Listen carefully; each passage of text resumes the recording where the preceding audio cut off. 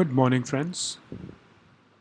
आज से हम एक न्यू इनिशिएटिव शुरू कर रहे हैं जिसमें हम press information bureau, the Indian express और द हिंदू न्यूज़पेपर में जो करंट के इम्पॉर्टेंट टॉपिक्स हैं उनको ब्रीफ में डिस्कस किया करेंगे और उसको थोड़ा सा यूपीएससी के लिए ओरिएंट कर दिया करेंगे। ठीक है, तो ये हमारे एक्चुअली करंट अफेयर्स के पीडीएफ फाइल्स होती हैं, मॉड्यूल्स होते हैं जिसको हम अपने टेलीग्राम में ग्रुप में शेयर करते हैं। तो आपको अगर इसको पढ़ना हो डाउनलोड करके तो आप टेलीग्राम ग्रुप जो हमारे डिस्क्रिप्शन में दिया है उसको ज्वाइन कर सकते हो। ठीक है, तो आइए हम शुरू करते हैं अपना पहला टॉपिक। पहला टॉपिक है अटल टनल। अब आपको पता है कि प्राइम मिनिस्टर ने मनाली में अभी अटल टनल को, जिसको रोहतांग टनल कहते हैं, उसको अभी इनाग्रेट किया था। तो आइए देखते हैं वो क्या, उसकी स्पेशलिटी क्या है। सबसे पहले तो वो वर्ल्ड की लॉन्गेस्ट हाईवे टनल है। ठीक है, हाईवे टनल जो हाईवे पे अगर लॉन्गेस्ट हाईवे टनल है क्योंकि वो सबसे हाई ऑल्टीट्यूड पे बनी हुई है। 3000 मीटर की ऊंचाई पर बनी है ये टनल। पीर पंजाल रेंज में हिमालयास के जो पीर पंजाल रेंज है उसमें बनाई गई है और 3000 मीटर के इसका ऑल्टीट्यूड पर बनाई गया है इसको, अटल टनल को। अब ये 9.02 किलोमीटर की टनल है और ये मनाली को लाहौल स्पीति वैली के साथ कनेक्ट करती है, ऑल वेदर कनेक्टिविटी प्रोवाइड करती है थ्रू आउट द ईयर। ठीक है, अब इस टनल के बनने से हमारा रोड डिस्टेंस जो है वो 46 किलोमीटर्स कम हो जाएगा मनाली और लेह के बीच का। तो इससे कितना फ़ायदा होगा कि हमारी गुड्स और जो गुड्स ट्रैवल करते हैं इस रीजन में उनको आसानी हो जाएगी, क्योंकि इतना उनका टाइम सेव हो रहा है, कम से कम 4 से 5 घंटे का उनका टाइम सेव हो जाएगा। दूसरा, इन केस हमको बॉर्डर पर इंफ्रास्ट्रक्चर अपना रैंप अप करना है एलएसी पर, तो भी हमारे उसमें मिलिट्री के लिए, हमारे आर्मी के लिए एक हेल्प हो जाएगी। ठीक है, तो इसमें अब इसके कुछ फीचर्स हैं कि ये सेमी ट्रांसवर्स वेंटिलेशन सिस्टम है, इसमें फायर फाइटिंग का अच्छा सिस्टम है, मॉनिटरिंग सिस्टम्स वगैरह हैं। आपने देखा होगा कि इसमें सेफ्टी मेजर्स बहुत अच्छे बनाए गए हैं। ठीक है, अब इम्पॉर्टेंट हमारे लिए एक और क्या इसमें पॉइंट है कि बॉर्डर रोड्स ऑर्गेनाइजेशन जो डिफेंस मिनिस्ट्री के अंडर आता है, मिनिस्ट्री ऑफ डिफेंस के अंडर आता है, उन्होंने इसे कंस्ट्रक्ट किया है। ठीक है, अब थोड़ा सा बैकग्राउंड क्या है इसका कि प्राइम मिनिस्टर अटल बिहारी वाजपेयी ने इसको 2002 में फाउंडेशन स्टोन रखा था। अब काम इतना ज़्यादा निगलेक्ट किया गया पिछले कुछ सालों से कि 2013 से 14 तक सिर्फ 1300 मीटर्स का काम ही हो पाया था, और उस 2013 से 14 से लेकर 2020 तक ये कंप्लीट की गई पूरी की पूरी 9.02 किलोमीटर की रोड।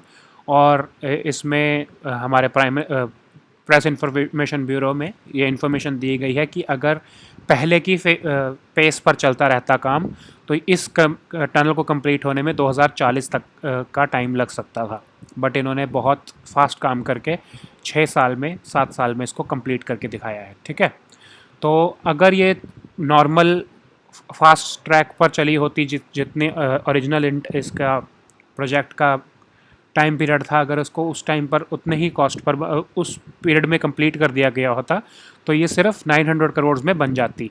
बट इतने ज़्यादा डिले हुए हैं इसको बनाने में, उसकी वजह से इसकी कॉस्ट 3 टाइम्स बढ़कर 3200 करोड़ रुपए हमारा टोटल खर्चा आया है।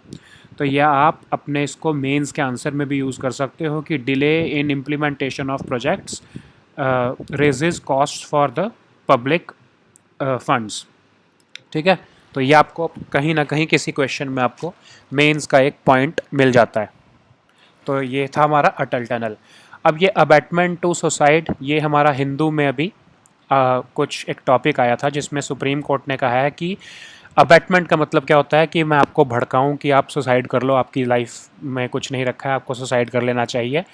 तो अगर मैंने आपको भड़काया है तो ये मेरी इंटेंशन भड़काने वाली थी, इसको प्रूव करने के लिए कुछ मटेरियल एविडेंस, कुछ एविडेंस बेसिकली होना चाहिए। सुप्रीम कोर्ट कह रहा है कि आप इसको अज्यूम नहीं कर सकते कि किसी ने दूसरे किसी इंसान को सुसाइड करने के लिए अगर अबैटमेंट किया है तो उस अबैटमेंट की जो इंटेंशन थी कि मुझे उसको आपको जैसे मैं आपका एग्जांपल लेकर बता रहा हूँ, तो मुझे अगर आपको सुसाइड करवाना है तो मेरी इंटेंशन आपको अबैट करने की थी ताकि आप सुसाइड कर सको।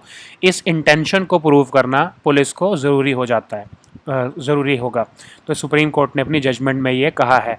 तो क्योंकि ये सुसाइड, अबैटमेंट टू सुसाइड का टॉपिक बहुत चल रहा है जब से हमारे बॉलीवुड एक्टर सुशांत सिंह राजपूत की डेथ हुई है सुसाइड के थ्रू, तो तब से ये टॉपिक बहुत चल रहा है। तो सुप्रीम कोर्ट ने इसमें एक जजमेंट दी है कि अबैटमेंट को अब इसमें टॉपिक आपके लिए क्या क्या इंपॉर्टेंट है कि अबैटमेंट जो टर्म है उसको सेक्शन 107 में आईपीसी में डिफ़ाइन किया गया है।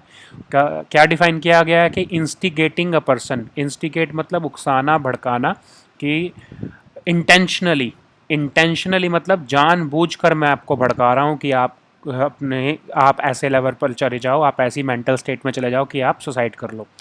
तो उसको डेफिनेशन सेक्शन 107 में दी गई है, ठीक है। लेकिन अबैटमेंट टू सुसाइड जो क्राइम है वो सेक्शन 306 ऑफ आईपीसी में वैलिड है। मतलब अबैटमेंट की डेफिनेशन तो सेक्शन 107 में है, लेकिन क्राइम अबैटमेंट टू सुसाइड जो है वो सेक्शन 306 ऑफ आईपीसी कहता है। अब सुप्रीम कोर्ट ने इस पर क्या कहा है कि police can not assume the intention, intention को हम लैटिन में मेंस रिया भी कहते हैं। तो इंटेंशन को सिर्फ आप अजम्पशन नहीं ले सकते कि जिस इंसान ने अबैटमेंट टू सुसाइड करवाया है उसकी इंटेंशन आप अज्यूम नहीं कर सकते कि उसने अगर अबैटमेंट टू सुसाइड किया है तो उसकी इंटेंशन जो थी, आपने अजम्पशन पर, किसी भी अजम्पशन पर नहीं उसको बेस कर सकते।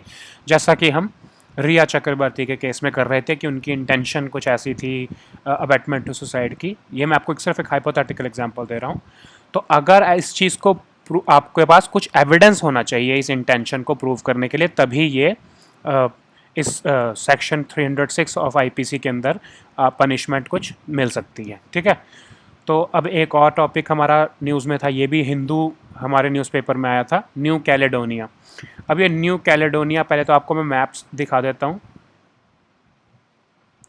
ये हमारा मैप है, ये आप देख लीजिए कि ये ऑस्ट्रेलिया है और ये है ऑस्ट्रेलिया और ये हमारा है न्यू कैलेडोनिया। अब ऑस्ट्रेलिया के ईस्टर्न साइड पर बिल्कुल साथ में ही ये न्यू कैलेडोनिया है।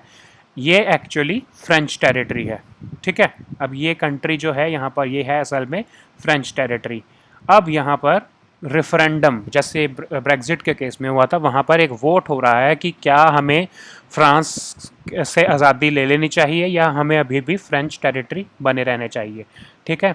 तो आज का जो रेफरेंडम हुआ है, वैसे इसका एक्चुअली हिंदू में तो अभी कभी कवर नहीं हुआ था, बट आज इसका रिज़ल्ट आ चुका है और न्यू कैलेडोनिया ने वोट किया है कि नहीं, हमें फ्रेंच टेरिटरी ही बने रहना है। अब इसका बैकग्राउंड थोड़ा सा क्या है कि डीकोलोनाइजेशन प्लान एक एग्री किया था 1998 में, नोमिया अकॉर्ड। नोमिया वहाँ पर एक जगह है उस एरिया में जो सबसे लार्जेस्ट उनकी टाउन है, सिटी है और शायद उनकी कैपिटल भी है। तो वो नोमिया जो है वो वहाँ पर जो लोकल लोग थे, जो वहाँ के इंडिजिनस लोग थे, वो प्रो इंडिपेंडेंस की बात कर रहे थे। वो कहते थे कि हमें इससे आज़ादी ले लेनी चाहिए। और जो यूरोपियन सेटलर, जो फ्रेंच सेटलर्स वहाँ पर थे उस रीजन में, वो कहते थे कि नहीं, जिनको हम कैल्डोश बोलते हैं, वो कहते हैं कि नहीं, हमें फ्रेंच टेरिटरी का ही पार्ट बने रहना चाहिए। तो ऐसा पहले भी हुआ, 2018 में भी रेफरेंडम किया गया, लेकिन 56.7% लोगों ने वोट किया और कहा कि नहीं, हमें फ्रेंच टेरिटरी ही बने रहना चाहिए। तो अब ये दोबारा रेफरेंडम हुआ है और दोबारा से फ्रेंच टेरिटरी बने रहने के फेवर में ही वोट वहाँ पर गया है। अब ये एक साइंस एंड टेक्नोलॉजी पेज पर हिंदू में एक टॉपिक था, सोनरेशिया कैसियोलरिस। अब ये क्या चीज़ है? ये है एक फॉर्म ऑफ मैंग्रोव जो कि नॉन सलाइन वाटर में भी रह सकता है। जनरली आपको पता होगा कि जो मैंग्रोव्स होते हैं उनको सलाइन वाटर चाहिए होता है सरवाइव करने के लिए, लेकिन अभी साइंटिस्ट ने कुछ डिस्कवर किया है कि जो बाराकपुर और बिरलापुर का रीजन है, जो बंगाल में कोलकाता के आसपास, वहाँ पर कुछ वो जो नॉन सलाइन रीजन है वहाँ पर भी ये मैंग्रोव्स पहुँच गए हैं। तो हमारी जो थ्योरी होती है कि मैंग्रोव्स को सलाइन वाटर चाहिए होता है सरवाइव करने के लिए, वो थ्योरी एक तरह से उसकी नेगेशन हो रही है, क्योंकि ये फॉर्म ऑफ मैंग्रोव्स जिनको हम सोनरेशिया कैसियोलरिस कह रहे हैं, ये नॉन सलाइन रीजन में भी उग रहे हैं वहाँ पर ये प्रोलिफरेट कर रहे हैं और वहाँ पर बढ़ते जा रहे हैं। और जिसको हम सिंपल कॉमनली भाषा में बोलते हैं मैंग्रोव एप्पल। इस फॉर्म ऑफ मैंग्रोव को, सोनेरेशिया कैसियोलरिस को, हम मैंग्रोव एप्पल भी बोलते हैं। ठीक है, तो अब ये बताया है सारा कि स्टडी हुई थी कब से लेकर, और हुगली रिवर के आसपास उन्होंने देखा कि हाई ऑक्सीजन जहाँ पर डिमांड है रिवर में, वहाँ पर ये सोनेरेशिया कैसियोलरिस ज़्यादा अच्छे से ग्रो हो पा रहा है। तो जब ये, अगर आप सोनेरेशिया कैसिलोरिस जो मैंग्रोव अगर आप रिवर में देखते हो, तो ये एक तरह से बायो इंडिकेटर। अब ये बायो इंडिकेटर क्या होता है कि जहाँ पर सोनेरेशिया कैसिलोरिस मैंग्रोव आपको दिखेगा, तो आप इससे ये अज्यूम कर सकते हो कि वहाँ पर ऑक्सीजन जो है, केमिकल ऑक्सीजन जो है वो वाटर में वो ज़्यादा है और वाटर सलाइन नहीं है। तो आप ये उस वाटर का एक तरह से बायो इंडिकेटर प्रूव होता है सोनेरेशिया कैसिलोरिस। तो अब उसको कह रहे हैं कि उससे इम्पैक्ट क्या होगा कि जनरली अगर मैंग्रोव एरिया में डिक्लाइन आ जाता है तो उससे कोस्टल हैजर्ड्स बढ़ जाते हैं, जैसे कि स्टॉर्म्स वगैरह या इरोजन या फ्लडिंग। अब ये आपने देखा होगा कि मैंग्रोव्स जो हैं, जब कभी सुनामी आई थी हमारे बे ऑफ बंगाल रीजन में, या हमारे कभी फ्लड आता है, तो ये उस, क्योंकि ये ट्रीज़ उसके बिल्कुल साथ लगे होते हैं रिवर्स के, या सुंदरबन जैसे डेल्टा में ट्री लगे हैं, तो ये पानी को लैंड पर आने से रोक देते हैं और ये हमको फ्लडिंग से बचाते हैं। और वहाँ पर इरोजन को भी रोकते हैं, जो रिवर इरोजन करती है, जो डेल्टा बनाती है, उसको भी रोकते हैं। तो हमारे लिए बहुत इम्पॉर्टेंट होते हैं मैंग्रोव्स। ठीक है, तो ये टॉपिक भी हिंदू में था। अब ये आज के हमारे इंडियन एक्सप्रेस में एक के मिसाइल फैमिली के बारे में डिस्कशन की गई है, उसको डिस्कस करते हैं। अभी रिसेंटली शौर्य मिसाइल हमारे मिनिस्ट्री ऑफ डिफेंस ने, डीआरडीओ ने टेस्ट किया था। तो उसके बेसिस पर उन्होंने एक पूरे असेसमेंट दिया है कि ये एक के मिसाइल फैमिली का एक पार्ट है, शौर्य मिसाइल। तो इसके लिए हमें के मिसाइल फैमिली क्या है उसको समझना इंपॉर्टेंट हो जाता है। ठीक है, तो के मिसाइल फैमिली जो है वो basically submarine launched ballistic missile जिस उसका एक पार्ट है। तो बहुत सारी, एक बहुत बड़ा के मिसाइल एक हमारा प्रोजेक्ट है, जो उसमें मोस्टली हमारे सबमरीन से लॉन्च किए जाने वाले बैलिस्टिक मिसाइल्स कौन से होते हैं, जो बहुत दूर की रेंज में मारने के लिए कैपेबल होते हैं। ठीक है, तो सबमरीन से लॉन्च करने वाले बैलिस्टिक मिसाइल्स की एक फैमिली है, जिनको हम के मिसाइल फैमिली कहते हैं।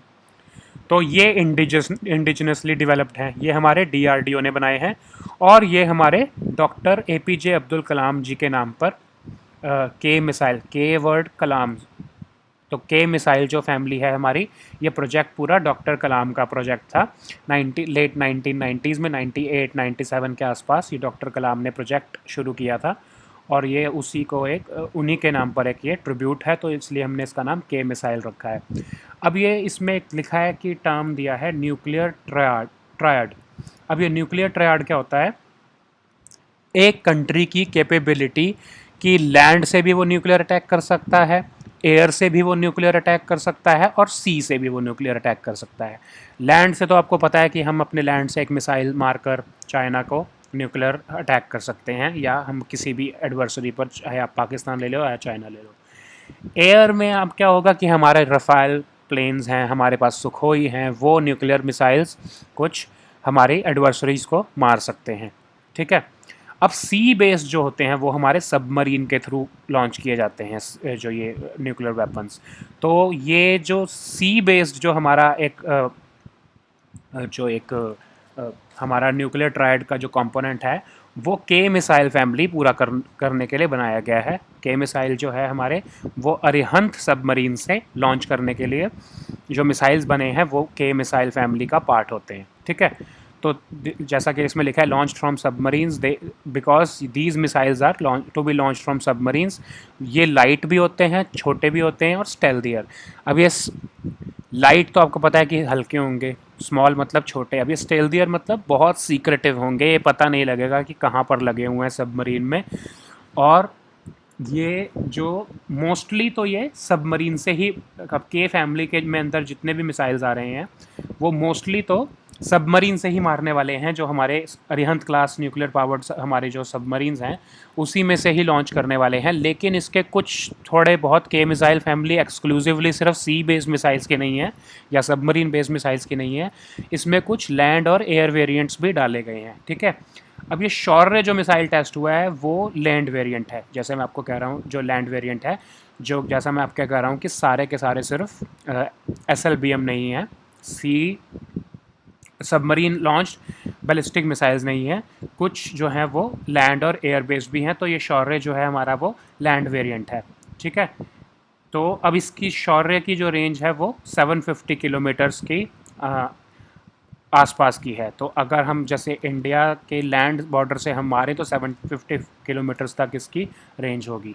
ठीक है, अब इंडिया ने जो के मिसाइल फैमिली में K4 मिसाइल फैमिलीज़ जो है उसको टेस्ट किया है, जिसकी रेंज टोटल 3500 किलोमीटर्स की है। ठीक है, कि एक जो K4 सीरीज़ के जितने मिसाइल्स हैं उन सब की रेंज 3500 किलोमीटर्स की है। और K5 और K6 जो कंपोनेंट है मिसाइल्स जो के फैमिली के, उनकी रेंज 5000 से 6000 किलोमीटर्स की है वो, लेकिन अभी अंडर डेवलपमेंट है। तो ये प्रोजेक्ट हमारे जो K15 और के मिसाइल्स जो हैं, K4 मिसाइल्स जो थे वो 2010 में बनने शुरू हुए थे। अब इसकी इम्पोर्टेंस क्या है? अब न्यूक्लियर ट्रायड हमारा अचीव करने के लिए हमारे को submarine based ballistic submarine launch ballistic missiles SLBMs की ज़रूरत है। आपको पता है कि हम हमारे अग्नि मिसाइल्स जैसे हमारे लैंड बेस्ड हैं, तो उसमें जो हमारा अगर सी का कंपोनेंट जो देखा जाए तो के जो फैमिली है, जो सी कंपोनेंट है हमारा SEA वाला, जो समुद्र वाला सी की बात कर रहा हूँ, जो सी जो हमारा कंपोनेंट है उसके लिए हमारे जो के फैमिली है वो इम्पॉर्टेंट हो जाती है। ठीक है, अब ये सेकंड स्ट्राइक कैपेबिलिटी क्या होती है? ठीक है, ये कह रहे हैं ना कि increases the second strike capability of a country. ठीक है, आपके ऊपर किसी ने न्यूक्लियर अटैक कर दिया, इंडिया के ऊपर किसी ने न्यूक्लियर बॉम्ब की अगर मार दिया, तभी हम रिस्पॉन्ड करेंगे न्यूक्लियर अटैक के साथ।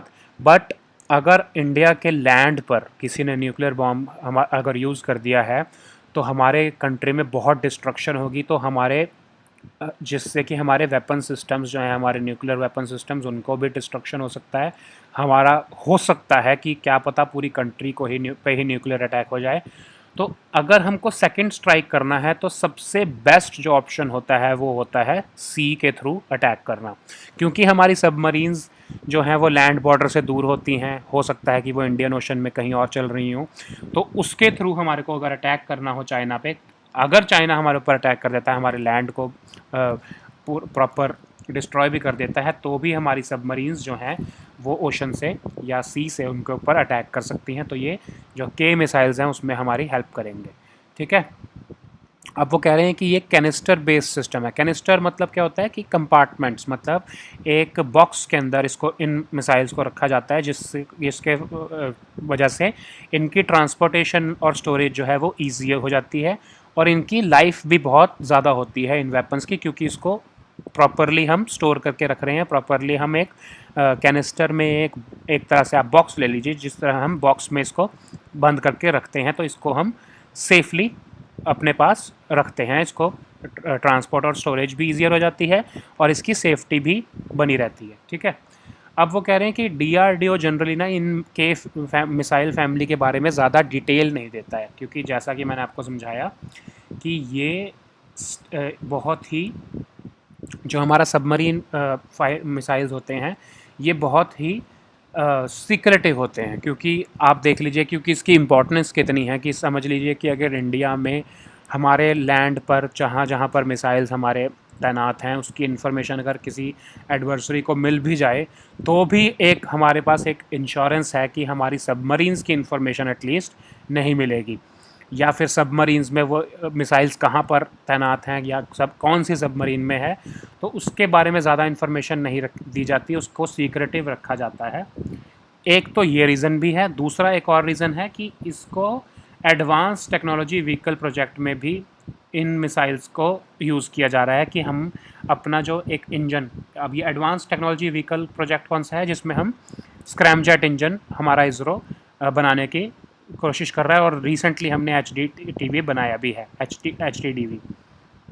ठीक है। हाइपरसोनिक टेक्नोलॉजी डेमोन्स्ट्रेटर व्हीकल जो हमने रिसेंटली अभी बनाया है वो इसी प्रोजेक्ट का एक पार्ट है। तो ये जो हमारे इंजन है स्क्रैमजेट इंजन, वो के फैमिली मिसाइल प्रोजेक्ट जो हैं उसमें भी हम शायद आगे परसू करेंगे ताकि हमारी उसकी स्पीड बढ़ जाए और हमारी जो उसको इंटरसेप्ट करने की कैपेबिलिटी है जो हमारे दुश्मन की, वो बहुत कम हो जाए। ठीक है। तो एक और इंडियन एक्सप्रेस में आज के न्यूज़पेपर में, आज मतलब 5 अक्टूबर के हमारे आज के जो न्यूज़पेपर में ये आया होगा, पॉलीग्राफ और नार्को एनालिसिस टेस्ट। ठीक है। ये होते क्या हैं? अब ये क्या पॉलीग्राफ और नार्को एनालिसिस टेस्ट क्यों न्यूज़ में चल रहे हैं? क्योंकि हाथरस में जो भी गैंगरेप की इंसिडेंट हुआ है जो बहुत अनफॉर्चुनेट, उसमें उत्तर प्रदेश की गवर्नमेंट ने कहा है कि हम पॉलीग्राफ और नार्को एनालिसिस टेस्ट कराएंगे, सिर्फ अक्यूज़्ड का नहीं, विक्टिम की फैमिली का भी। ठीक है। तो उसके लिए वो हमको पॉलिटिकल उसमें नहीं जाना है, हमको सिर्फ इतना पता होना चाहिए कि पॉलीग्राफ और नार्को एनालिसिस टेस्ट होते क्या हैं। अब आप बेसिकली ये समझ लीजिए कि पॉलीग्राफ जो टेस्ट है वो आपको एक तरह से आपकी जो फिज़िकल जो रिस्पॉन्स होगा आपकी बॉडी का, कि जब आप झूठ बोलते हो तो आपका कभी ब्लड प्रेशर ऊपर या नीचे हो जाता है, आपकी पल्स तेज़ हो सकती है, आपकी जो ब्रीदिंग है उसमें एक चेंज दिखता है, आपको कई लोगों को झूठ बोलने पर पसीना आने लगता है, आपको स्वेट ग्लैंड की एक्टिविटी चेंज हो जाती है, ब्लड का फ्लो जो है वो डिसरप्ट होता है या चेंज हो जाता है। तो उन सब चीज़ों को ट्रैक करने के लिए एक मशीन होती है, पॉलीग्राफ मशीन, उसके थ्रू इन रिस्पॉन्सेस को ट्रैक करते हैं।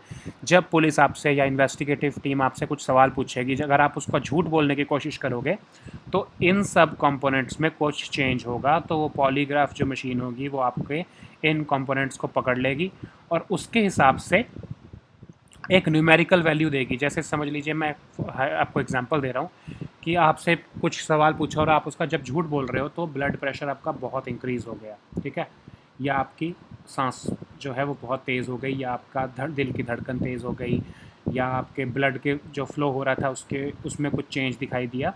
उसके बेसिस पर जो पॉलीग्राफ मशीन है वो एक नंबर बनाएगी और कुछ हमने नंबर ऐसे डिसाइड किए होते हैं, जो हमारे स्टैंडर्ड नंबर हमने डिसाइड किए होते हैं कि अगर उससे ऊपर वो कुछ जाएगा, अगर जो न्यूमेरिकल वैल्यू अगर उससे ऊपर जाएगी तो इसका मतलब उस क्वेश्चन के जो रिस्पांस अक्यूज ने दिया है या जो जिसके ऊपर पॉलीग्राफ टेस्ट हो रहा है वो उस केस में झूठ बोल रहा है। ठीक है।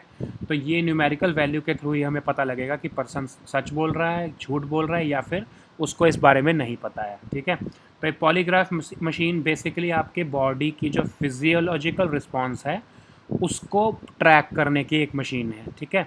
अब नार्को एनालिसिस टेस्ट क्या होता है? ठीक है। नार्को एनालिसिस टेस्ट क्या होता है कि वो आपको एक ड्रग दे देते हैं, सोडियम पेंटोथैल कहते हैं जिसको। ठीक है। अब ये आपको नाम याद रखना पड़ेगा। सोडियम पेंटोथैल एक ड्रग होता है, वो आपकी बॉडी में इंजेक्ट कर देते हैं, जिससे आप एक हिप्नोटाइज्ड या फिर नशे की एक स्टेट में चले जाते हो। आपकी जो इमेजिन करने की पावर होती है, क्योंकि जब आपको झूठ बोलना है तो आपको इमेजिन करके उसका आंसर देना होगा ना। अगर मैं आपसे बोलूँ कि क्या आप समझ लीजिए आपने रात को अपने फ्रिज से आइसक्रीम खाई और आपके पेरेंट्स आपसे पूछे कि क्या आपने वो आइसक्रीम खाई थी, तो आपको एक स्टोरी बनानी होगी, आपको झूठ बोलने के लिए एक स्टोरी बनानी होगी, तो आपको उसके लिए एक इमेजिनेशन पावर चाहिए उस स्टोरी बनाने के लिए। तो ये जो ड्रग है वो आपकी इमेजिनेशन पावर को रोक देगा, तो आप वो स्टोरी नहीं बना पाओगे। आप उस टाइम पर आपको फिर इसलिए सच बोलना ही पड़ेगा। ठीक है। उसको हम ड्रग को हम ट्रूथ सेरम भी बोलते हैं। ठीक है। अब वो कह रहे हैं कि जो ये पॉलीग्राफ और नार्को एनालिसिस टेस्ट होते हैं ना, ये टॉर्चर से बेटर ऑप्शन होते हैं, कि रादर दैन पुलिस आपको मारे, आपसे मार कर कुछ सच उगलवाए, उससे बेटर है कि वो आपको ये ट्रूथ सेरम दे दे या फिर वो आपका पॉलीग्राफ टेस्ट कर दे, जिससे कि वो उनके पास ट्रूथ सामने आ जाए। ठीक है। अब हम देखते हैं कि क्या ये टेस्ट जो हैं ये लीगल होते हैं। अब Selvi and ors versus state of Karnataka and anr की जो हमारी एक जजमेंट थी सुप्रीम कोर्ट में, उन्होंने कहा कि कोई भी ये लाई डिटेक्टर जो टेस्ट होते हैं वो बिना कंसेंट ऑफ द एक्यूज्ड आप नहीं कर सकते।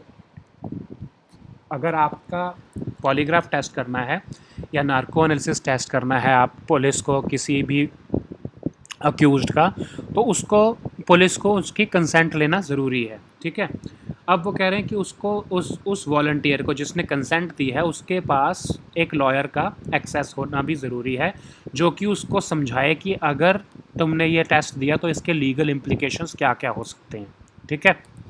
अब वो कह रहे हैं कि गाइडलाइंस अगर इन सब जब अगर ये सारी कंडीशंस भी पूरी हो गई उसके बाद आपको guidelines for administration of polygraph test on an accused, जो कि नेशनल ह्यूमन राइट्स कमीशन, जो हमारा इंडिया का नेशनल ह्यूमन राइट्स कमीशन है, उसने जो गाइडलाइंस बनाई हैं उसको स्ट्रिक्टली फॉलो करना बहुत ज़रूरी है। जो कंसेंट है जो अक्यूज्ड का, वो जुडिशियल मजिस्ट्रेट के सामने साइन होना चाहिए कि जुडिशियल मजिस्ट्रेट के सामने उस अक्यूज्ड ने कंसेंट दिया है कि हाँ मैं तैयार हूँ पॉलीग्राफ या नार्को एनालिसिस टेस्ट, जो लाई डिटेक्टर टेस्ट हैं, वो करवाने के लिए, ठीक है। अब सुप्रीम कोर्ट ये भी कहता है कि इन रिज़ल्ट जो इन टेस्ट का रिज़ल्ट आया है उससे को हम कन्फेशन को, उनमें जो कन्फेशंस हैं उसको हम अप्रूव नहीं कर सकते कोर्ट के अंदर, क्योंकि वो ड्रग इंड्यूस स्टेट, मतलब आपको ड्रग, जब अक्यूज को ड्रग देते हो तो उसमें अगर उसने कुछ कन्वेस किया कि हाँ मैंने खून किया है तो उसको कोर्ट में एडमिसिबल नहीं माना जाएगा, ठीक है। लेकिन अगर उसी अक्यूज ने कुछ ऐसी डिटेल्स दी हैं जो कि उस केस में हेल्प कर सकती हैं, जो एविडेंस के लिए में हमारे हेल्प कर सकती हैं, तो वो एविडेंस के जो डिटेल्स है वो कोर्ट में एडमिसिबल होगी। कन्फेशन एडमिसिबल नहीं होगा, एविडेंस जो उस टाइम पर जो अक्यूज्ड है वो दे रहा है वो कोर्ट में एडमिसिबल होगा।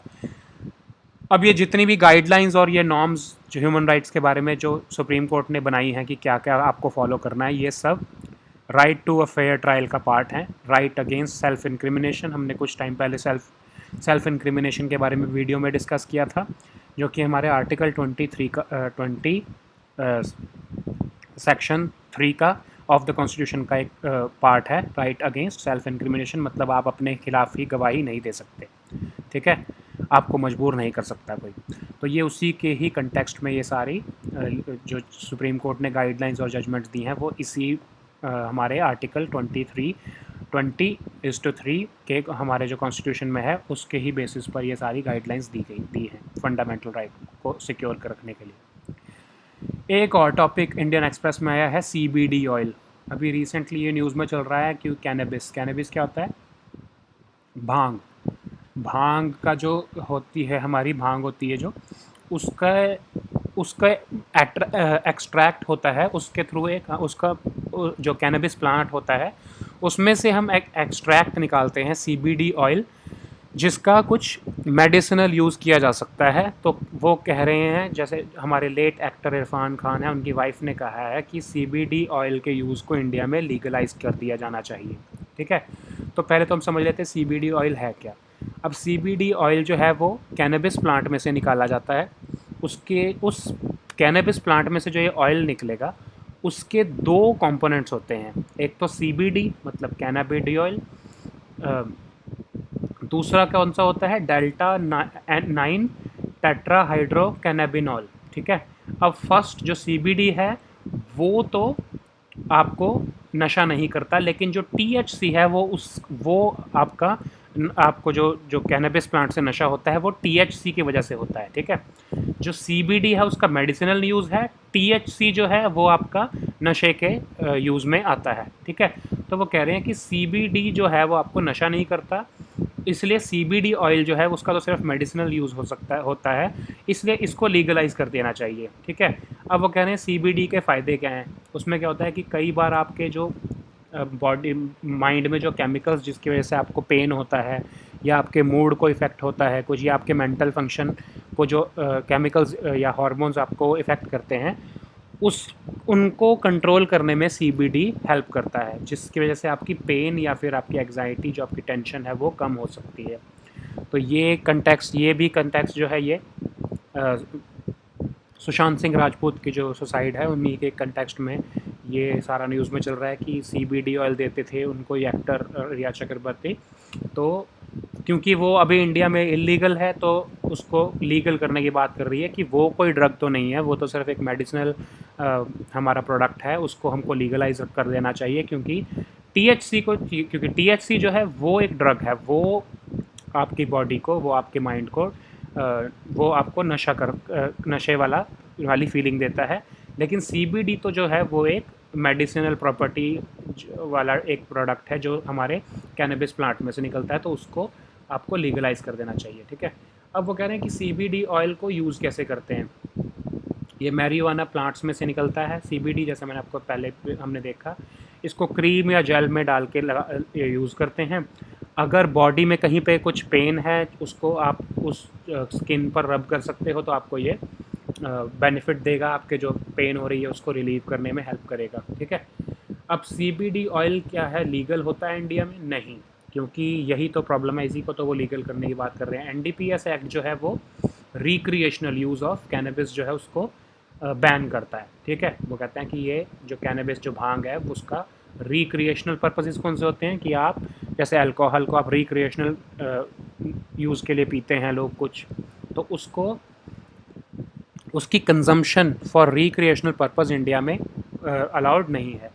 तो वो कह रहे हैं कि NDPS एक्ट जो है लेकिन कैनबिस के सीड्स को और उसके लीव्स को बैन नहीं करता है। तो हम CBD जो है उसको हम लीव्स से ही तो निकाल रहे हैं कैनबिस के, तो उसको आप टेक्निकली वो इलीगल नहीं है, ठीक है, क्योंकि हम उसको लीव्स और उसके जो सीड्स है जो कैनबिस के प्लांट के, उसका यूज़ कुछ भी करना वो इलीगल इंडिया में नहीं है। तो इसलिए टेक्निकली CBD ऑयल का यूज़ भी जो है, क्योंकि वो लीव्स में से निकलता है, तो उसका जो यूज़ है वो भी लीगल नहीं, इलीगल नहीं होना चाहिए। और वो कह रहे हैं कि CBD ऑयल जो है वो ड्रग्स और कॉस्मेटिक्स एक्ट में अगर आप उसका लाइसेंस ले लो उसको प्रोडक्शन करने का, तो आप उसको लीगली यूज़ कर सकते हो। तो वो कह रहे हैं और वो कह रहे हैं कि जो कैनबिस का मेडिसिनल यूज़ हमारे इंडिया में अभी उस लेवल पर नहीं होता जितना कि बाकी कंट्रीज़ में होता है, ठीक है। तो ये कुछ टॉपिक्स थे हमारे आज के लिए, जो कि हमारे press information bureau, Indian express और हिंदू में हमारे आए थे अभी कुछ टाइम में। तो ये हमने आज डिस्कस किए हैं। अगर आपको पूरी PDF चाहिए तो ये देखिए, जिसमें हमने ये प्रीलिम्स के टॉपिक्स तो डिस्कस कर लिए हैं, MCQs भी इसमें आपको मिल जाएंगे, एडिटोरियल्स की भी डिस्कशन मिल जाएगी, जो कि हम बहुत सारे न्यूज़पेपर्स में से जो आपको हमको लगता है कि सबसे अच्छे एडिटोरियल्स आ रहे हैं उन सबको हम एनालाइज करके सिंपल फॉर्मेट में यहाँ पर आपको प्रोवाइड कराते हैं PDF में, और वो भी डेली बेसिस पर रेगुलरली। तो वो आप अपने हमारे टेलीग्राम चैनल को ज्वाइन करके उसमें से डाउनलोड डेली कर सकते हैं। So thank you friends, will meet next time with other new topics. Until then, goodbye.